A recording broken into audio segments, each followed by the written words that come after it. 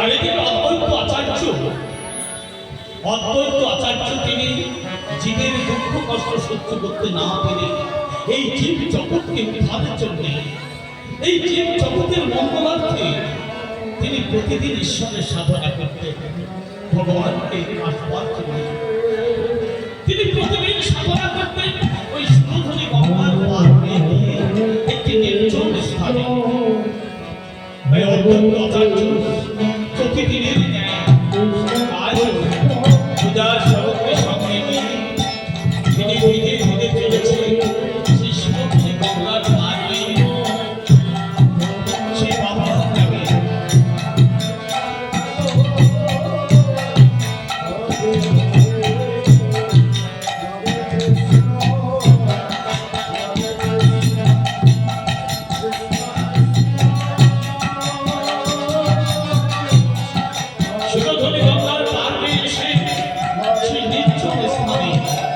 প্রতিদিন তিনি ঈশ্বরের সাধনা করতেন। প্রথমে তিনি গুরুদেব স্মরণ করতেন,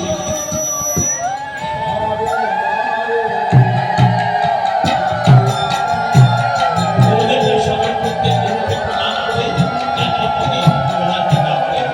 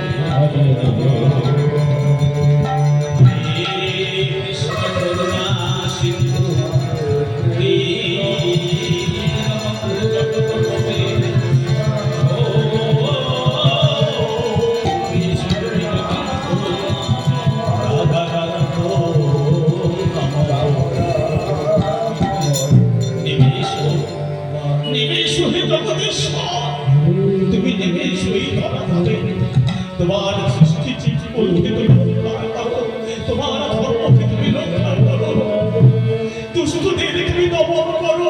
তুমি নেমে এসো হে জগদীশ্বর, তুমি নেমে এসো এই ধরাধামে।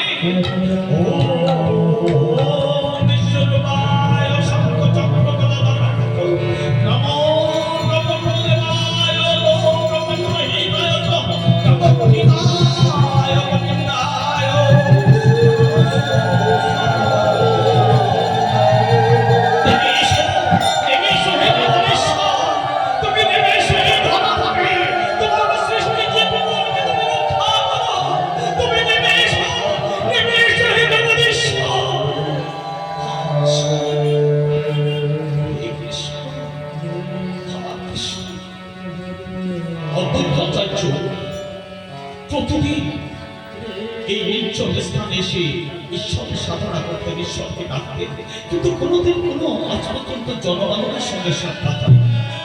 কিন্তু আজ একান্তে বসে যখন ভগবানকে ডাকছে, দূর থেকে বিধৃত শুনে কৃষ্ণ নাম ভেসে আসছে।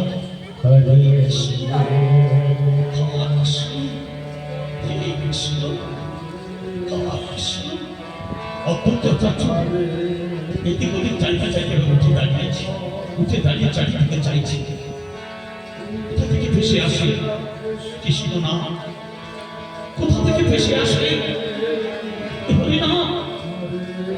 এদিক ওদিক চাইতে চাইতে দেখতে পায় ওই পালের সুরধনী গঙ্গার চরে কতদিন আগেকার যেন একটা মড়াই সে বেঁধে আছে, একটি মড়াই সে বেঁধে আছে। মরা তো মনে হয় অনেকদিন আগেকার কথা, কিন্তু শব্দ তো মনে হয় এদিক থেকেই আসছে। দেখি একটু এগিয়ে দেখি। অদ্ভুত আচার্য একটু এগিয়ে যেতে আরো পরিষ্কার ভাবে কৃষ্ণ নাম আসছে। কৃষ্ণ কৃষ্ণ কৃষ্ণ। অদ্ভুত আচার্য ছুটতে ছুটতে মৃতদেহের কাছাকাছি কাছে গিয়ে দেখে সত্যি একটি মৃতদেহ আপনার মুখ থেকে কৃষ্ণ নাম বের হচ্ছে, মরার মুখ থেকে কৃষ্ণ নাম বের হচ্ছে। অদ্ভুত আচার্য ছুটে গিয়ে তার কর্ণ বলে হরি নামের পথের ধ্বনি করতে থাকে। হরি হরি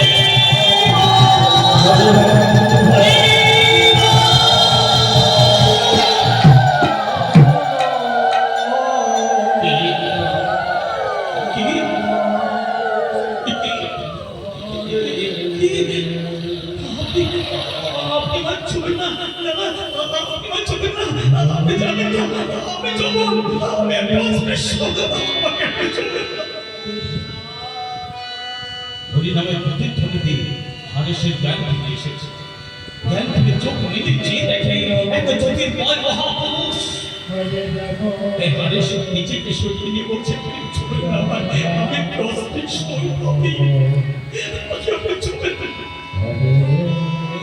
আমি চলে বাবা। মরার পরেও যার মুখ থেকে হরি নাম বের হয়, কৃষ্ণ নাম বের হয়, সে কি কখনো অপরাধী হয়ে নাম তোমার বাবা? আয় বাবা, উঠে আয়, উঠে আয় বাবা। তুই রেনে বলছি কি নাম তোমার? যে আমার নাম হারেস। হারেস? না না না, এই নাম তোমার হতে পারে না। মরার পরেও যার মুখ থেকে হরিনাম বের হয়, কৃষ্ণ নাম বের হয়, সে কখনো মুসলমান হতে পারে না। মরার পরেও যার মুখ থেকে বের হয় হরিনাম, সে কি কখনো হতে পারে মুসলমান? না না, তুমি মুসলমান নাও। আমি খাঁটি মুসলমান, আমি খাঁটি মুসলমান, তাই তো আমি বড় হইব। আজ থেকে তুমি মুক্ত। আর আমার যাও বাবা, তুমি একটা কাজ করো, তুমি গঙ্গার থেকে আরেকটা দুধ দিয়ে এসে যাও, একটু দুধ দিয়ে এসো। আমি তোমার নাম দেবো। আজ আমি তোমার গল্প বলে তুমি নাম দেবো। হারে সাথ বিলম্ব না করে সেই শিলধরি গঙ্গায় নেমে পড়বে। একটুখানি নেমে একটু দুধ দিয়ে এসে আচার্যদের প্রণাম করবে। আচার্যদেরকে যখন প্রণাম করেছে বলছে, বস বস বাবা বস। হারেসের বসিয়ে হরিদাস হারেসের কর্ণভূমি তিনি কৃষ্ণ নাম দিলেন। হরে কৃষ্ণ কৃষ্ণ কৃষ্ণ হরে হরে, হরে রাম হরে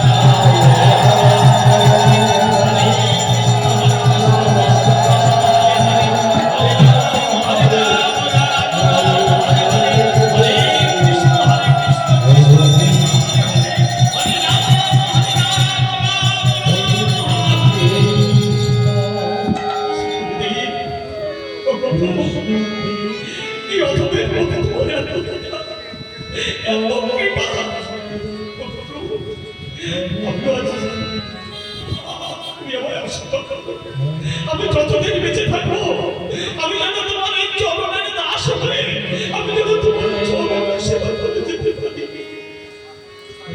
আচার্যদেব বলছে, ওরে বাবা দাদা, তোর যে নাম আছে ও নাম তবে চলবে না। আমি আজ থেকে তোর নতুন নাম দেবো। আজ থেকে তোর নতুন মনে করে যেতে হবে। একদম কি নাম রাখি বলবো? হ্যাঁ মনে পড়েছি। মরার পরেও যার মুখ থেকে বের হয় কৃষ্ণ নাম, হরি নাম, সে তোমার হরির দাস হয়ে গেছে। সে তোমার হরির দাস, হরি নামের দাস। তাই আজ থেকে আমি তোমার নাম রাখলাম, তুমি হরিদাস। এই জগতে তোমার নাম হবে তুমি হরিদাস।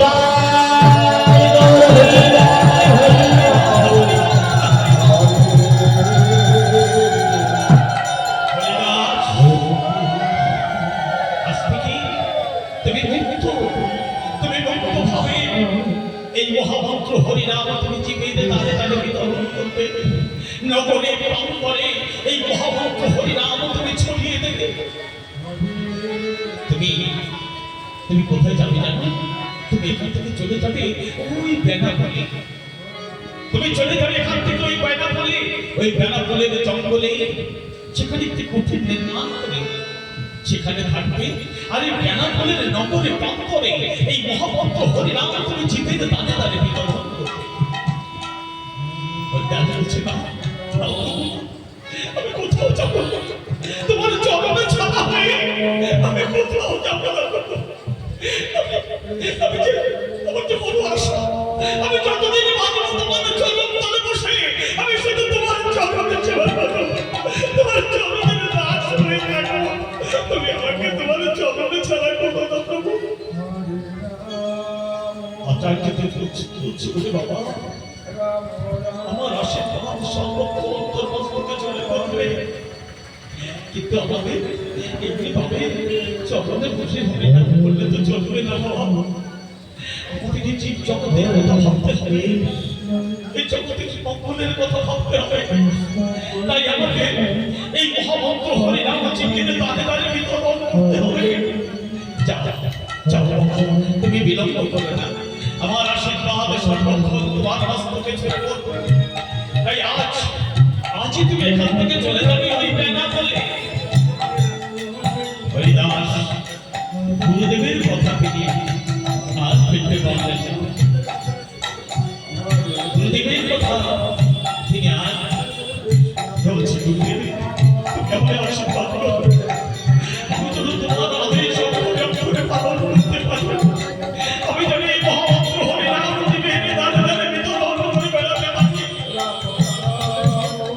আচার্যকে বলছি বাবা, তাহলে হরিনাম আমরা দুজনে হরিনাম করতে করতে আমি চলে যাবো নবদ্বীপের মধ্যে, আর তুমি হরিনাম করতে করতে চলে যাও বেনাপোলের মধ্যে। তাই দুজনে হরিনাম করতে করতে চলেছে দুজনার মধ্যে।